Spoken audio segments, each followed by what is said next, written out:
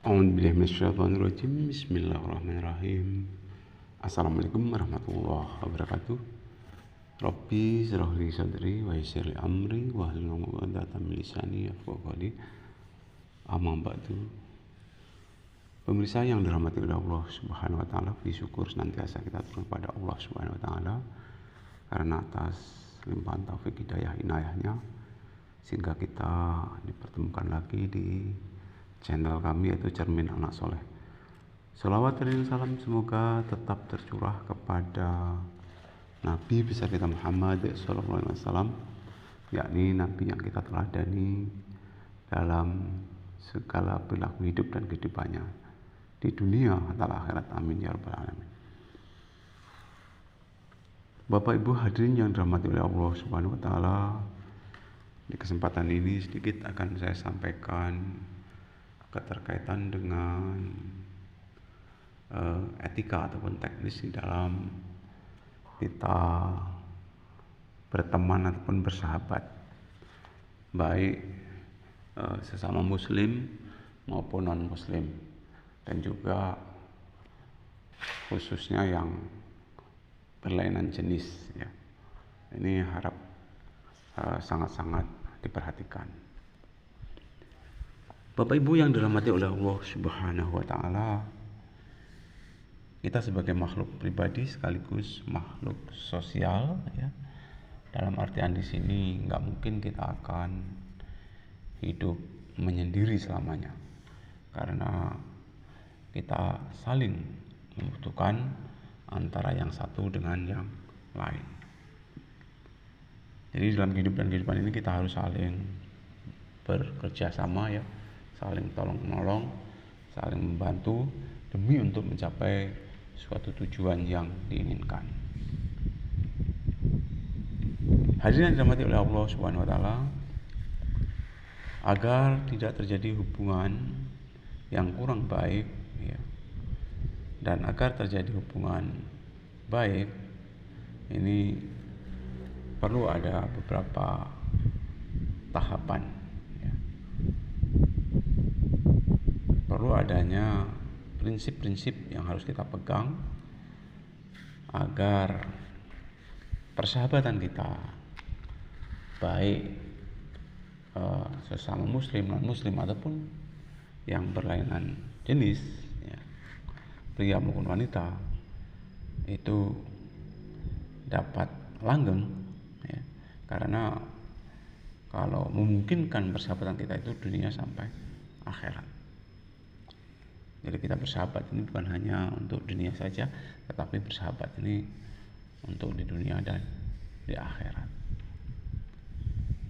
Nah, beberapa teknik ataupun langkah ya, supaya kita bisa bermasyarakat ya, dan demi terciptanya keluarga yang sejahtera di dunia dan akhirat, itu diantaranya yang perlu kita perhatikan adalah sebagai berikut ya. Ini khususnya terhadap lain jenis ya, yang sudah sama-sama balik ya. Jadi buat rekan-rekan remaja khususnya dan umumnya, siapa saja ya, bapak, ibu ataupun pemuda-pemudi ya yang sudah balik ya, hendaknya kita harus bisa menjaga panca indera kita ya. Kita harus mampu menjaga mata kita ya, baik itu mata hati maupun mata yang ada di dalam kepala kita. Kemudian juga menjaga anggota badan kita ya. Dan di samping itu juga dalam dunia persahabatan tentunya kita tidak boleh istilahnya pilih kasih ya. Pilih kasih terlalu akrab ya, itu juga sebenarnya kurang baik.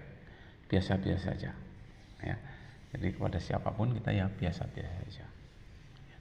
Jangan istilahnya itu yang pilih kasih ini terus, nah jangan. Tentunya kita harus sama-sama menjaga ya toleransi antara sesama persahabatan. Nah, dalam hal persahabatan tentunya baik itu tetangga ya, maupun teman, maupun mungkin ya yang baru kita kenal, itu tentunya perlu adanya ya saling membantu, saling menolong, dan tentunya tanpa ada unsur-unsur pamrih ataupun supaya berharap yang lain. Segala pertolongan kalau bisa kita hanya mengharap itu dari Allah Subhanahu wa taala. Hadirin yang dirahmati oleh Allah Subhanahu wa taala, dalam persahabatan pun dilarang kita membuka aib. Baik itu aib diri sendiri, aib keluarga, aib teman, itu dilarang. Ya. Karena apa? Siapa yang suka membuka aib sesama, itu maka ibarat dia itu memakan bangkai orang yang sudah meninggal. Na'udzubillah min dzalik, summa na'udzubillah min dzalik. Jadi janganlah kita sampai membuka aib ya terhadap orang lain. Aibnya siapa saja. Bahkan kalau aib keluarga itu sama dengan mencoreng-coreng muka kita sendiri. Kita bicarakan aib keluarga itu sama dengan mencoreng-coreng muka kita sendiri. Masya Allah. Terkadang tanpa disadari, mungkin ya di suatu sisi pernah kita membicarakan tentang aib ataupun keburukan keluarga, baik itu suami, istri, anak, paman, kakek, nenek, dan sebagainya. Itu sebenarnya tidak boleh. Yang fatal lagi, orang yang sudah meninggal masih kita buka-buka aibnya. Jangan sampai sekali. Ya, jangan sampai perbuatan ini dilakukan. Ya. Stop untuk orang yang sudah meninggal. Ya, aibnya itu dibuka-buka. Kalau memang itu yang baik ya nggak apa-apa untuk kita tiru. Tapi kalau aib yang kurang pas, ya, itu nggak boleh kita buka ataupun kita sampaikan kepada orang lain. Hadirin yang dirahmati oleh Allah Subhanahu wa taala. Nah, ini khususnya bagi kaum pria wanita.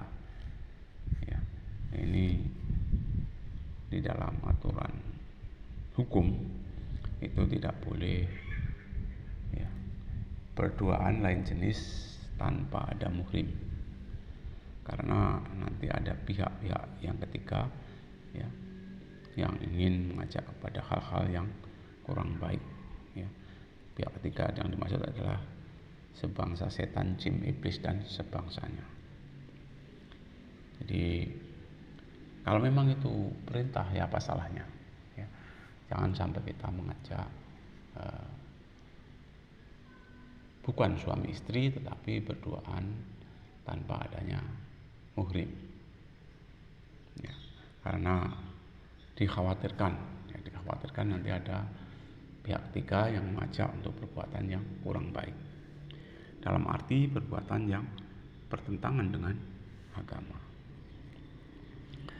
Hadirin yang dirahmati Allah Subhanahu wa taala, di dalam berkeluarga, di dalam bermasyarakat ya, kita dilarang ya untuk berprasangka yang tidak baik.